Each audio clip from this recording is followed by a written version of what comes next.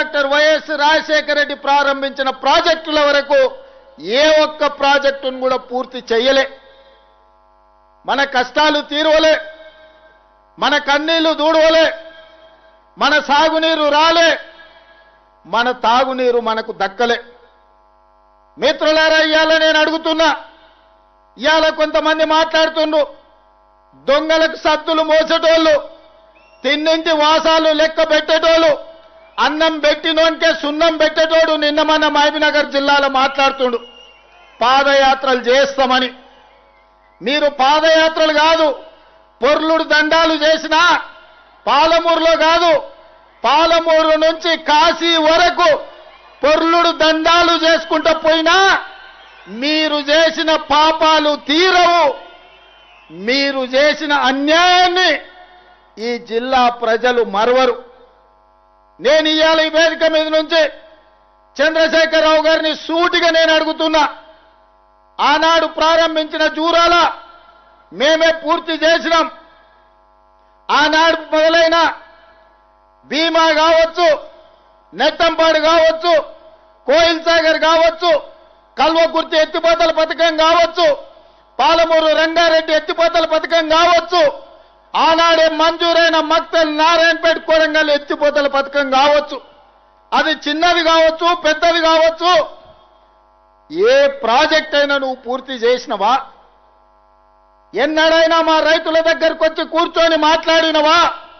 మీ కష్టమేంది, మీ కన్నీళ్ళేంది, మీ సాగునీళ్ళేంది, మీ సమస్య ఏంది, పరిష్కరించడానికి నేను ఉన్నా అని ఎన్నడైనా మా రైతాంగానికి, మా పాలమూరు బిడ్డలకు భరోసా ఇచ్చినవా అని నేను అడుగుతున్నా. మిత్రులారా, ఇయ్యాల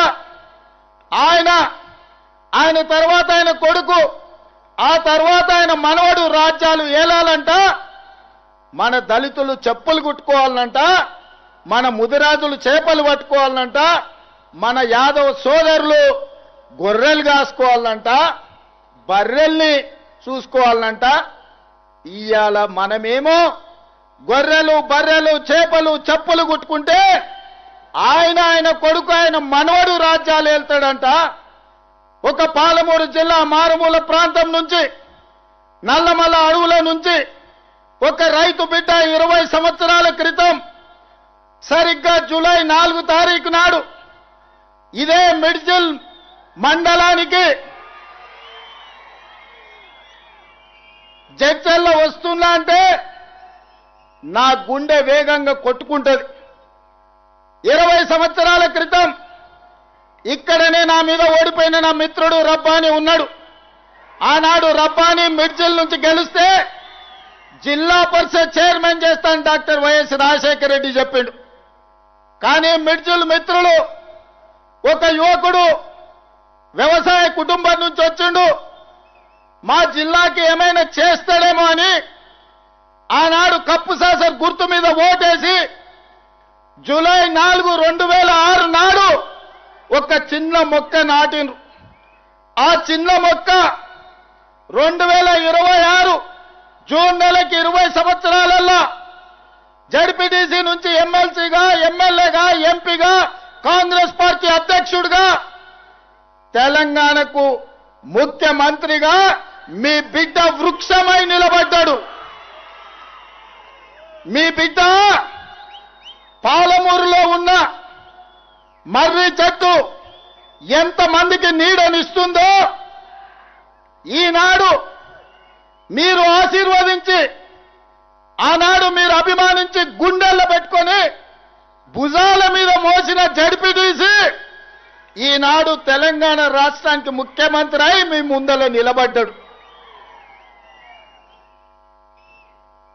ఇదా గొప్పతనం. పార్లమెంటులో గెలిపిస్తే పారిపోయి గజ్వేల్లో ముఖ్యమంత్రి అయి గోదావరి జలాల కోసం 3 ఏళ్లలో 1,00,000 కోట్లు ఖర్చు పెట్టి కాళేశ్వరం కడితే కూలేశ్వరం అయి కూలిపోయింది. ఆయన పాలమూరు ద్రోహి, మీ బిడ్డ పాలమూరు అభివృద్ధి చేసిండా లేదా ఒక్కసారి ఆలోచన చేయండి.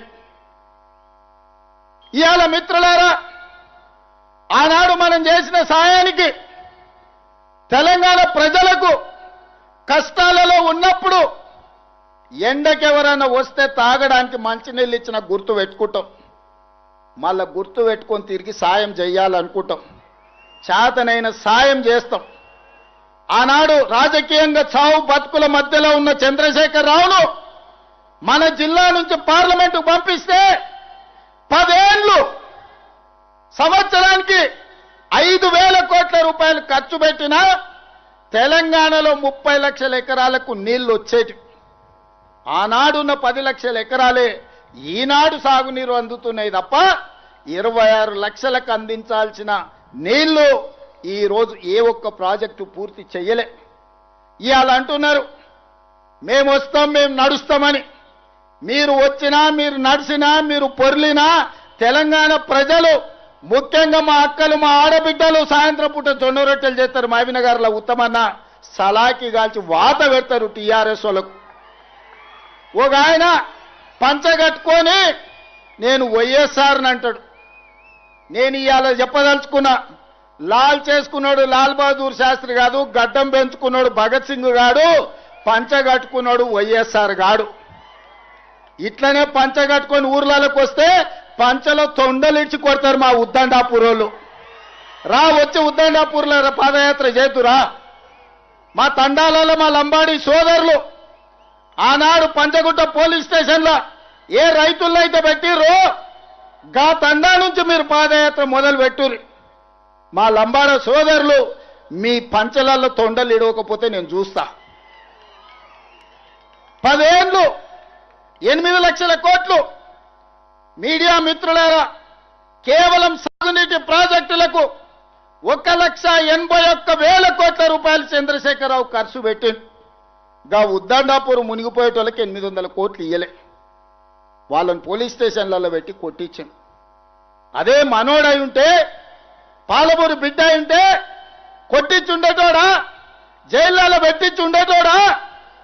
ఆడెక్కడోడే కాబట్టి, ఎవరో కాబట్టి మన మీద అభిమానం లేక, మన మీద కక్షతోని అహంకారంతో ఇవాళ మనల్ని అందరినీ కేసులలో పెట్టిరు. పెద్దలు చెప్పారు మట్టికి పోయినా మనోడే పోవాలని, ఎట్టికి పోయినా ఇంటోడే పోవాలని. ఇవాళ మీరందరూ ఆశీర్వదించి, మీరందరూ నమ్మకంతో, విశ్వాసంతో ఆనాడు ఏ విధంగా అయితే మిడ్చల్ మండలం నన్ను జడ్పీటీసీగా గెలిపిస్తే, ఏ విధంగా అయితే నేను ఎదుగుతూ వచ్చినో, ప్రతి సందర్భంలో ప్రజలకు చేసుకుంటూ వచ్చినా, ఇవాళ నేను ముఖ్యమంత్రి అయినా కాబట్టే 22,000 కోట్లు రాష్ట్రం మొత్తం సాగునీటికి ఖర్చు పెడితే ఒక్క మన జిల్లాకే 8,000 కోట్ల రూపాయలు నేను ఇచ్చిన. మా ఎమ్మెల్యేల అసెంబ్లీలో అన్న అన్ని పాలమూరికే తీసుకుపోతావా, మా సంగతి ఏందని అడిగారు. మీరు కూడా చూసారు. నేను చెప్పిన అయ్యా మాది 60 ఏండ్ల గోస, మాది వలసల బతుకులు. ఇవాళ నేనున్నా, ఇక నేనున్నప్పుడు కూడా మా వాళ్ళకి ఏం చేయకపోతే, ఓ బుక్కెడు పువ్వ ఎక్కువ పెట్టకపోతే వడ్డించడానికి నేను ఉండి కూడా దండగా, ఇక మీరేమని అనుకోండియా మా జిల్లాకు కొంచెం ఎక్కువ పెడతా అని చెప్పిన. పెద్ద మనసు వేసుకొని ఉత్తమ్ కుమార్ రెడ్డి గారు, బట్టి విక్రమార్క గారు సహకరించి ఇవాళ మన జిల్లా నుంచి ఏ కాగితం పోయినా ఇవాళ మనకు పనులు అవుతున్నాయి, నిధులు విడుదల అవుతున్నాయి. ఇంతకుముందే ఎండమైండ్ అనిరుద్ధ్ చెప్పినట్టు జైలు కట్టాలని వాళ్ళు అనుకుంటే, మా పిల్లలు చదువుకొని ఇంజనీర్లు కావాలి, లాయర్లు కావాలి, డాక్టర్లు కావాలి, ఐఏఎస్లు కావాలి, ఐపీఎస్లు కావాలి, ప్రజాప్రతినిధులై దేశాన్ని ఏలాలని IIITతో పాటు యంగ్ ఇండియా ఇంటిగ్రేటెడ్ రెసిడెన్షియల్ స్కూళ్ళు, ఇంజనీరింగ్ కాలేజీలు, మెడికల్ కాలేజీలు ఇవాళ మన జిల్లాకు మంజూరు తెచ్చుకున్నాం. ఒకప్పుడు బడికి పోవాలన్నా కొడంగల్ వాళ్ళు మహబూబ్నగర్ రావాలి, తాండూరు పోవాలి, పరిగి పోవాలి. ఇవాళ హైదరాబాద్లో ఉన్నోడన్నా ఎంబీబీఎస్ చదవాలన్నా, ఇంజనీరింగ్ చదవాలన్నా, పాలిటెక్నిక్ చదవాలన్నా, డిగ్రీ చదవాలన్నా, సైనిక్ స్కూల్కు పోవాలన్నా, నర్సింగ్ కాలేజీ చదవాలన్నా ఇవాళ కొడంగల్కి వచ్చేటట్టు ఒక పెద్ద ఎడ్యుకేషనల్ క్యాంపసే ఈరోజు కట్టుకుంటున్నాం 250 ఎకరాలలో. ఇవాళ ప్రతి నియోజకవర్గానికి young India integrated residential school ఇచ్చినాం. నేను ఈ వేదిక మీద నుంచి మా అక్కలకు చెప్పదలుచుకున్నా, ఇండ్లు కానీ, పెన్షన్లు కానీ, భూములు కానీ మన బతుకులు మార్చవు. మన పిల్లల చదువులే మన బతుకులను మారుస్తాయి. మన పిల్లలు చదువుకుంటే మనం బాగుపడతాం. మన పిల్లలు డాక్టర్లు అయితే మన పడ్డ కష్టం మర్చిపోతాం. మన బిడ్డ ఇంజనీర్ అయితే మన జీవితంలో వెలుగులు నింపుతాడు. మన బిడ్డ ఒక ఐఏఎస్, ఒక ఐపీఎస్ అయి, ఓ కలెక్టర్, ఓ ఎస్పీ అయి వస్తే మన గౌరవం పెరుగుద్ది. మన పిల్లల్ని మనం చదివించుకోవాలి. ఓ పూట తిన్నా తినకపోయినా ఇంటి ఆయన నగదు ఉంటే సాయంత్రం పోయి బెల్ట్ షాప్లో ఇచ్చొచ్చినా ఆయనను ఒంగబెట్టి 2 గుద్దులు గుద్దైనా ఆయన జేబులు ఉన్నది గుంజుకొని పిల్లలను చదివించుకోవాలి. చదువుకుంటేనే మన బతుకు బాగుపడుతుంది, మన జిల్లా వలసలు ఆగుతాయి. చదువేందో, చదువు విలువేందో, చదువుకుంటే మన బతుకులు ఎట్లా బాగుపడతాయో చూసిన వాళ్ళు. ఇవాళ ప్రభుత్వ పాఠశాలలనే చదువుకున్న మేము ముఖ్యమంత్రి స్థాయికి ఎదిగినామంటే చదువుకోవడం వల్లనే ఈ స్థాయి వచ్చింది. చదువు అనేది అత్యంత కీలకం. అందుకే ఈ జిల్లా వలసలు ఆపాలన్నా, మన పిల్లలు చదువుకోవాలన్నా, మన రైతులు బాగుపడాలన్నా, మన ఆడబిడ్డలు తలెత్తుకొని గౌరవంగా బతకాలన్నా పాలమూరు జిల్లా సస్యశ్యామలం కావాలి. ప్రతి ఎకరాకు నీళ్లు ఇవ్వాలి, ప్రతి ఊర్లో బడి ఉండాలి.